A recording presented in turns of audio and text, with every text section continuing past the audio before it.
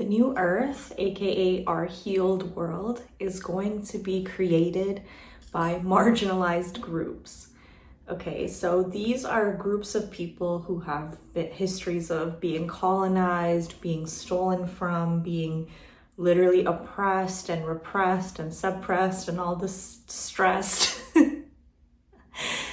When we look around at the world around us, it's just very interesting to see all of these major systems that had been holding everything up begin to crumble. And many people who are not trained in the art of seeing, in being able to understand how the cycles work on this planet, on Earth, they look at the destruction and they see the end of the world, you know? There was this quote that I heard this person that I follow share a few years ago, and she was like, no matter where you look, like what era humanity was in, they always had this feeling that the world was ending, that the world was going to end. And here and now, especially, I feel like we're all seeing it very openly out there. Like you can just see the destruction happening and things falling apart and things that so many millions of people relied on. It's all kind of dissolving. Like the sense of security and stability that had been built up over the past few hundred years, it's beginning to deteriorate. And so for those who are trained in seeing, like I was saying earlier, we understand that Earth moves in cycles, and we also understand that the end is not the end. If you've been paying attention to my day in the life of a disowned brown girl reel series on like Instagram and TikTok, etc., I often say the end is not the end. I'm creating this vlog series to show you that the end is not the end. We have been kind of taught that death is the end, that when something falls apart, that's it, that's over. There's like, it's like done, you know, that there's nothing that like once something ends, that's it. Okay, it's like fade to black. That instills this deep fear in us about the end because we don't want it to fade to black. We have this innate desire to keep experiencing, to keep living. Even if we are experiencing hardship, there's still more of an innate desire to keep going, to keep experiencing, there's a part of us that knows that this human experience is special and that there is so much beauty and excitement to be accessed in every present moment, despite what is happening around us. But anyway, going back to the end is not the end.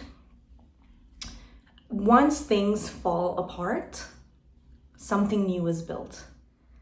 Okay, so if you're thinking of the new earth, if you're thinking of a new world, if you're thinking of a healed world, over the past few decades, people have been talking a lot about how our systems are broken and our systems don't work for everyone, and that our systems that have been holding this world together have been constructed in a way that only benefits a certain select group of people. And so therefore, like you see such a disparity between the lives of human beings across the planet. There's some people who are just like living like kings and queens, and then there's other people who just don't even have food to eat, clean water to drink. And there's such a mass disparity because the ways that the earth has been structured or has been stewarded, the way that human civilization has been stewarding themselves, the systems are not set up to benefit everyone. So a lot of people have been talking about, we need new systems, we need things to change. So people have been talking about it, calling it in, working on it, etc. But what many people don't realize is that for things to change, they forget that the old thing has to die. Okay, like the old system has to self-destruct in order to create space for the new thing to be born.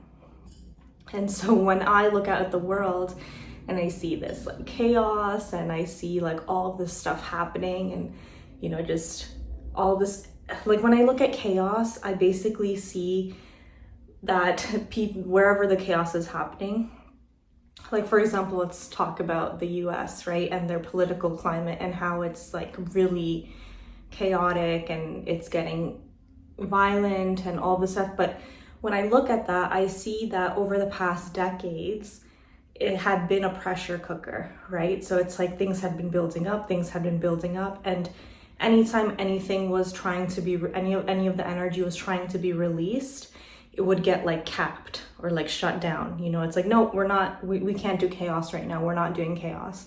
So like, let's shut that up. Let's close that. But at this point, it's like at a certain point, there begins to be so much pressure in the pressure cooker that it just can't help but blow up.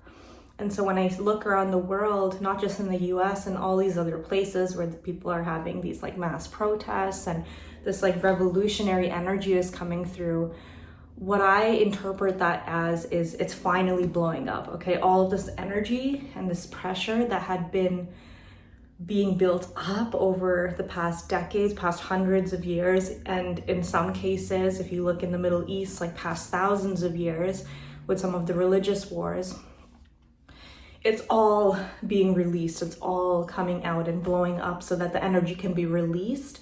And it's once the energy is released, then we can see what's been there, like what has been hiding in this pressure cooker, in this black box, and we can process the energy. You cannot process or work through energy that is hidden, that is concealed. So when I look around, like there's a part of me that obviously grieves for the loss and the turmoil and the stress and there is pain in the destruction force and the destruction process. But a greater part of me sees healing at play. I see the world healing. Same with when we look at the climate crisis and things like that. It's like when we see all of these symptoms come up, like Mother Earth is like, I've had enough. Like the pressure has been built up to a point where it's like beginning to also blow up in various situations. Resource depletion, like weird weather, all of the natural disasters, even in that, like that's a destructive force. But what that's doing is it's releasing the energy so that people wake up and begin to work through the energy, process the energy, and change something. So it's like the destruction, the chaos, it is part of the healing process. It is part of the restructuring process. Some things need to fully die in order for something else to be born. Because there's some things that are extremely toxic, like they cannot coexist with the new healed versions of things. Like those things need to completely be dissolved in order to create space for the new things that we're building in, right, into the world. So I feel personally very excited about this is why also, by the way, if I've never explained it before, this is why my channel, my Instagram, like all of my handles is called Golden Age Streams. Because when I look at the world, I'm like, oh, all of this, I'm looking around, I'm like, we're heading into a golden age because of the level of chaos and destruction that is happening. It's basically like so much space is being cleared for us to rebuild something better. We've learned so much over these past decades, hundreds, thousands of years of life experience. Humanity we've learned a lot. We've learned what works, we've learned what doesn't work, we've learned what feels good, we've learned what doesn't feel good. And we have now all of that knowledge intact into our collective psyches. And when we see all this space that is being created by the destructive force, when we choose to rebuild, because obviously like the end is not the end, like when systems break down, they need to be replaced. And lucky for us, humans do have this innate ingenuity, I think that's the right word, or just like drive to build, to create. And we now get to create with all of this like embodied and lived wisdom. And that's why I see this golden age coming up. Going back to the title or the first thing that I was saying in this video, it's like what I also see is that it's going to be a lot of marginalized groups that in the old world, let's call it like there's the old world that was not working for everyone and that is now breaking down. And then there's this like new world or the new earth that we are stepping into. If you're interested to, and if you haven't already learned about what the new earth is in terms of like consciousness expansion, I highly recommend researching about that. But we're not going to go into that section of this. I'm staying grounded today. And anyway, so old world, new world, right? The old world, there were certain groups that were elevated. There were some massive power hierarchies at play that were creating certain systems and effects in the world.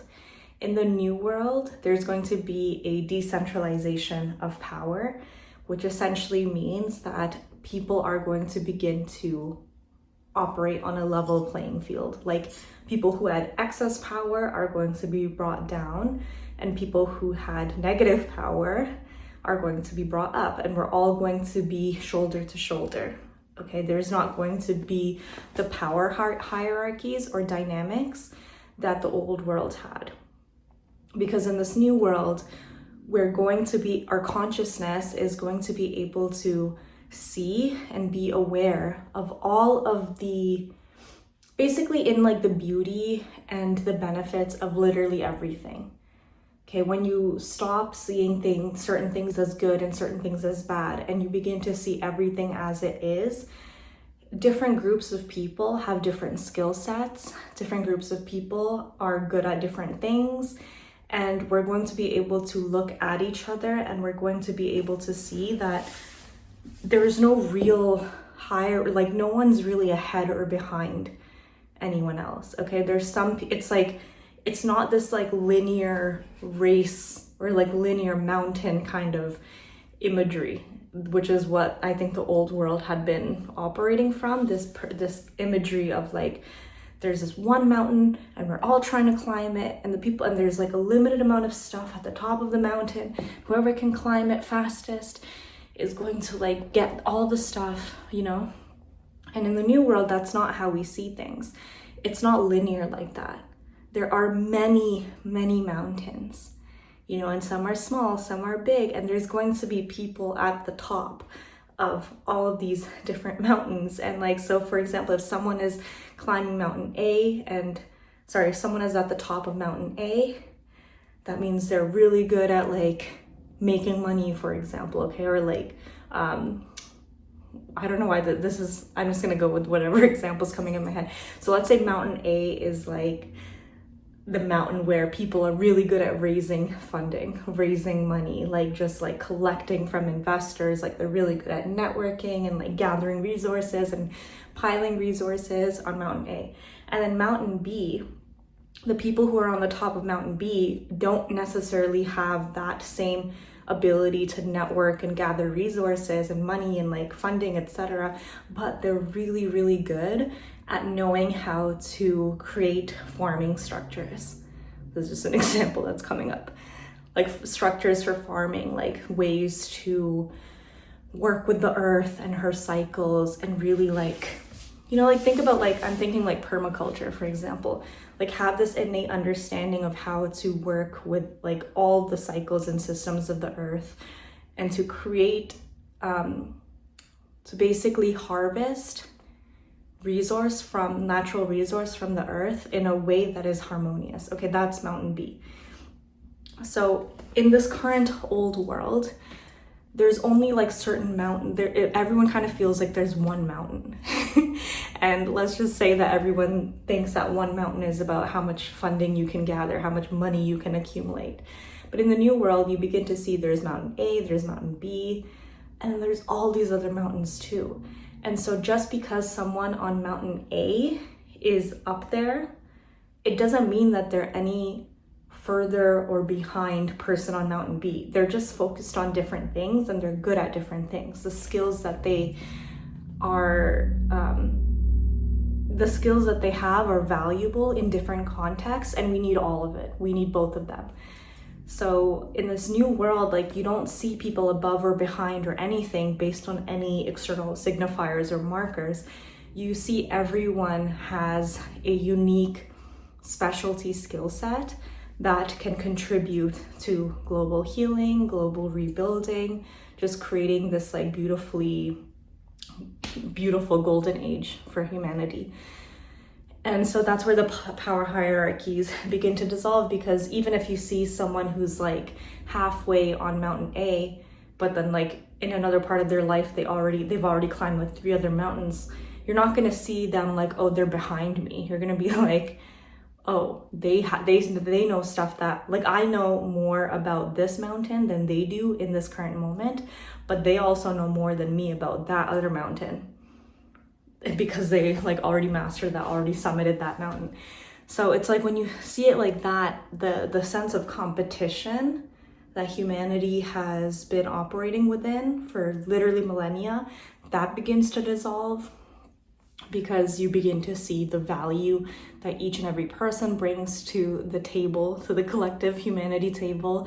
And that also then translates to being able to see the value that we bring ourselves. And it's like our collective sense of self-worth goes up too, because we realize, like, just because like everyone's been hypnotized into thinking that if you're not on the top of mountain A, that there's something deeply wrong with you and that you're not successful, whatever. But in the new world, you begin to see that actually there are other mountains that you've already summited, and like you begin to see the value in that, in the worth in that. It's like the hypnosis deactivates. You begin to see, like, wait a second, you do have valuable skill sets, you do have these gifts and this experience, this lived experience that is going to help you contribute value to the global world. And it creates like collective up-leveling of self-worth and sense of self-value. And this is especially going to be extremely impactful for people from marginalized communities. So marginalized communities are essentially groups of people that have gone through like collective traumas, and through those traumatic experiences, they've developed belief systems that make them feel powerless. They make them feel like they're worthless. It's because of the lived experiences of themselves, of their ancestors. It's just created this like perception of reality and their selfhood that is very disempowering and keeps them very small. You know, like, for example, if you're a woman of color, right, like me, there are so many belief systems that if I chose to hold on to and keep close, I would not be where I am today. You know, like, just giving an example,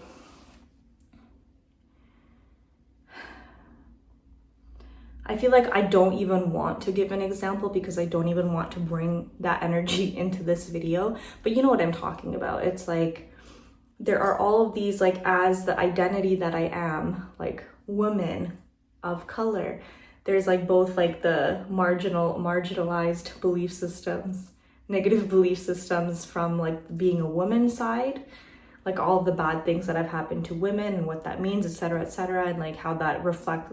It's like and then there's like the people of color thing, or like, you know, just being of Pakistani descent, which was India, which was colonized by Britain. It's like there's all of these narratives and stories from the past that I could literally just like internalize and hold on to, and that could make it really hard for me to experience the life that I currently want to live, because it's our belief systems that really crash course on belief systems. So your belief systems are incredibly impactful to the way that you live your life, because your belief systems are what determine what actions you're going to allow yourself to take, okay? So for example, a month ago, or a little over a month ago, I made this announcement. I was like, I am aiming for achieving $100 million year over the next 12 months, okay? And that experiment for me is an experiment, and there's a whole podcast episode where I go deeper into my intentions at the moment that I set that. But that whole thing for me is actually less about the money, and it's more about expanding my sense of belief of what's possible. Okay, just getting used to the concept of aiming really, really high or aiming really, really far out, and not limiting myself before I even try anything. You know, because if I am like letting, for example, if I have this, if you like hold yourself back on even letting yourself believe that something is possible, you're never going to take the necessary actions that are going to get you to the place that you ultimately want to be. Okay, so for example, if I want to, for example, be a millionaire and I want to make like at least $1 million a year, if I don't even let myself believe that in that possibility, and I only let myself believe that actually only maybe 6 figures is the max that I could ever go, you know, because of this, and because I'm a woman, and because blah blah blah, because I'm a POC, like blah blah blah, all this negatively. So it's like, you know what, I truly don't believe that I can ever hit 1 million or 100 million in my lifetime. And so why would I even entertain that? Like, that's delusional. I'm not even going to go into that. But I feel like, okay, maybe I could, no, you know what, even like 100 grand seems like too much, maybe 80 grand a year. So it's like, because of the limiting belief systems, the aim that I set would be, okay, I want to expand my wealth, so I can only see myself, and I only let myself believe that $80,000 a year is possible for me. Then you set the goal, okay? And then you start taking the actions that get you, then you probably will get there. But what if you had just allowed yourself to believe that the $1 million year is possible for you, the $100 million year is possible for you, and you could accept that you don't know how it's going to happen, and maybe the timeline is not going to be what you think it is or want it to be, but that there is a reality out there that's possible for you. If you truly let yourself believe that, the amount of, like, the way that you're going to take action in the world is going to be different. Because the things that are going to get you to 80 grand a year are different actions than what is going to take you to $100 million a year, right? But in order to activate or even begin to see what actions you need to take for the $100 million a year, the first step is allowing yourself to believe that it is within the realm of possibility. So, you know what I'm saying. So then going back to like the marginalized group conversation, a lot of the groups of people that have been told, like literally told who they are and how powerless they are repeatedly over and over and over again, you're marginalized, you're marginalized, you're marginalized. And then also combine that with their lived experiences, that then if they're like internalizing that belief, like for example, if you're a woman, then men are always going to take advantage of you. If you internalize that belief, you're going to start kind of like, like confirmation bias. That's going to begin reinforcing that belief. It's like going to be this like self-enforcing loop. And then you're also going to start having experiences that, or you know what, it's not even that you're going to start, maybe you'll have experiences that confirm that belief very, very solidly. But also, sometimes maybe you're like walking down the street and a guy is just like makes eye contact with you, right? And it's a very neutral interaction. He's out across the street and he makes eye contact with you, and then you walk past each other. So if you have the belief that all men are predators, for example, if that is like a very deeply encoded belief, this neutral eye contact piece with this like random man across the street, you might interpret that as he was like what's the word, like leering at you, like he was like looking at you in like a lustful way or something like that, when even though he might not have been, it was just like a neutral eye contact thing. But it's like you could have that very lived experience where that's how you ended up interpreting that experience, that interaction, and then again that reinforces that belief. And then also you might then go on and spread that to your friends, etc., and like tell the story of that. when in reality, like in actual base reality, that was just a neutral experience. But because of what your belief systems are set up as, you decided to interpret that in a way that confirmed your existingly held beliefs. So marginalized groups have been told that they're powerless, they can't do anything, or that they've been stolen from. And what that does is that they forget that they are powerful and that they do have skills, and it's almost like they can't even see the skills and the value that they hold, that the innate value that no one can ever take away. That's something that I've been exploring to ground it down a little bit is, so India, like I was saying, so Pakistan, I'm from Pakistan, but Pakistan used to be India, like a part of India, and then they became separate nations in 1947 after World War II. And India was colonized by Britain, right? And so they were basically like the entire country of India, or like the Indian Empire, used to be extremely wealthy and just very resourceful, okay? And then through like colonization, not just from the Britons, but from other colonizers, etc., the country fell into a state of more poverty than there used to be. So growing up and looking at the current state, I might look at my heritage and be like, oh my gosh, like we're like poor people, like my ancestry and all of this, it's like we've always been poor, like we've never had resource, we've never had wealth. And that affects the way that I see myself and my identity, because I'm looking at my lineage and I'm crafting this narrative about them. When I started doing actual research and like, just exposing myself more to the history, I began realizing like, wait a second, India had a lot of wealth. Like sure, maybe in recent and like lineage, like recent ancestors, they might not have had resources because of these traumatic events that happened to them. If you go further back, it's like India has this extremely rich and vibrant and resourceful, wealthy culture. Even if you look right now at the way that, when you, if you're not Indian or of South Asian descent, like if you ever look at Indian clothing, for example, actually, I'm gonna link this video from Rajiv that I watched like yesterday and today, which was like, gives you such a great insight into the intentionality and artisanal craftsmanship and attention to detail of like how Indian and South Asian clothes are constructed and made. They're so elaborate, and you need to be an extremely resourceful culture in order to be that decadent about things, okay? So when I start connecting to that, it's like my sense of identity begins to change.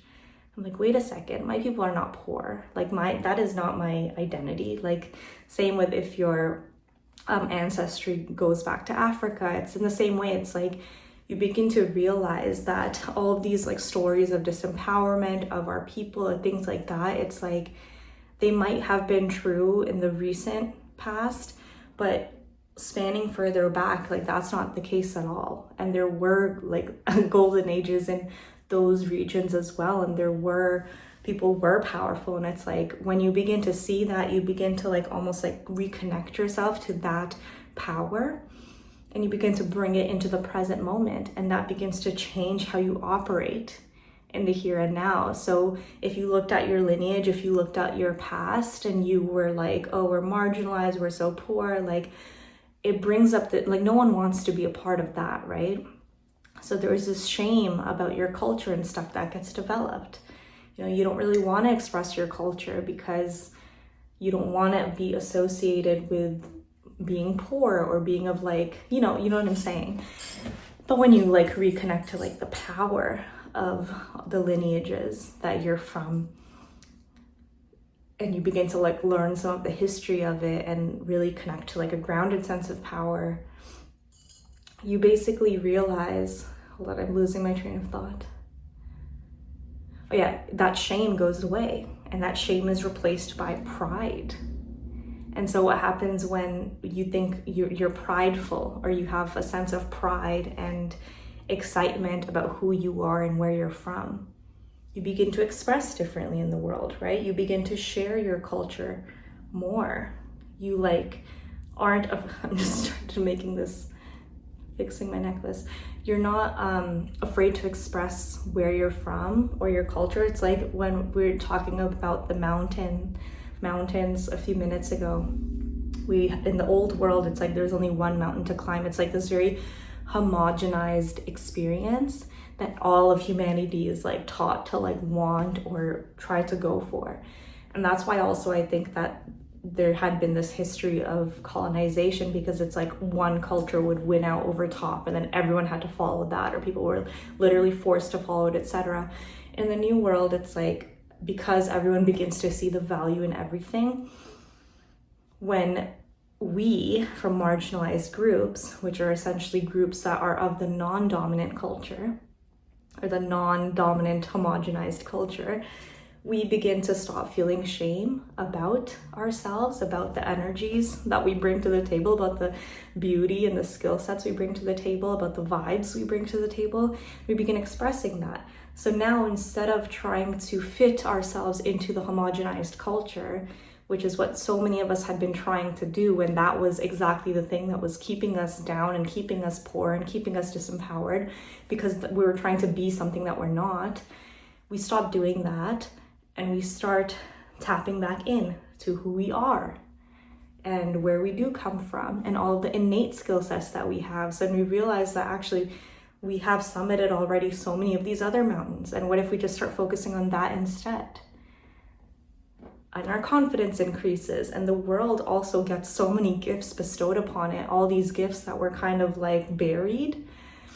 Everything begins to come out, and there's this resurgence of vibrancy and solutions, right? If we look at the world and we're like, oh my God, everything's falling apart, what are we gonna do? We need solutions. And so many of the solutions right now are locked away in the lived experiences of marginalized groups. And it's when we stop absorbing and internalizing the story that we are disempowered, we begin to uncover those skill sets, that lived experience, that lived wisdom that has been carried from generation to generation in our lineages.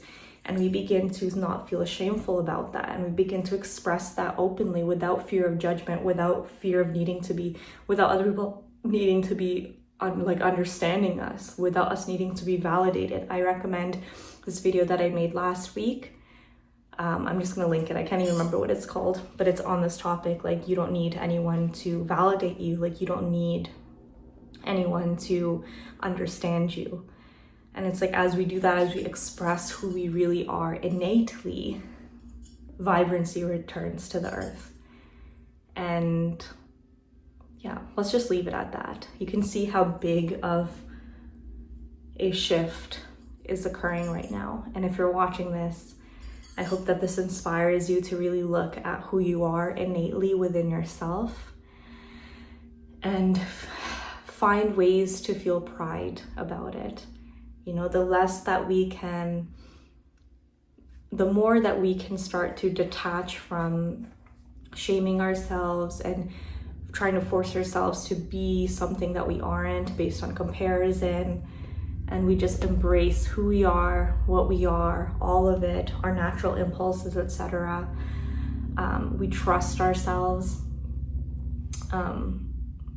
The closer we get to our personal golden age and then the collective golden age, which obviously are tied together, because the collective golden age happens when there is enough people, the majority of individuals have actualized their personal golden age. It's and by the way, personal golden ages look different for everyone, but when everyone activates that within themselves, then collective golden age just has to happen. It's just how it works, right? So that's it for this video. Thank you so much for watching. Thank you for being here. If you are a woman that is watching me, I have 2 membership spaces that are open at the time of recording this video. There is the Golden Age Accelerator, and there is the cocoon space. So whatever that you resonate with or feel called towards, I am going to leave links to the sales pages in the description and the caption and the comments, so that you can like really read into what each space is for and who it's for and what the vibes are. And if you'd like to amplify those vibes in your life, I invite you to join us. But these are for like people in two different, well, you could be in both states at the same time as well, but one is a very, like, Golden Age Accelerator is very much about people who are like already focused on building, like they've connected to their gifts, they've recognized their own brilliance, or at least have started to recognize their own brilliance, or at least have the intention to recognize their brilliance more, and they're here to, you know, just accelerate their personal golden age actualization. That's for them. And then cocoon is for people who are still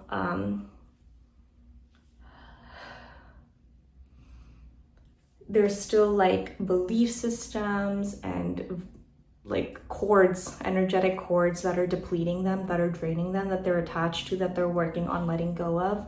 People who are still doing things or around people that aren't of their highest good, like people who need a lot of like people who are more focused on healing and inner work, internal work more right now than building something new, you know, because you need to be able to be in a state of equilibrium where at least like you can't still be bleeding out, you know, and then also build something. Like you need to get yourself into at least a stable state before you can like build anew. And so the cocoon space is for people who are learning how to get themselves into a stable state and maintain it. So anyway, both links are in the description and the comments, and I'm so excited to see you again soon. Bye.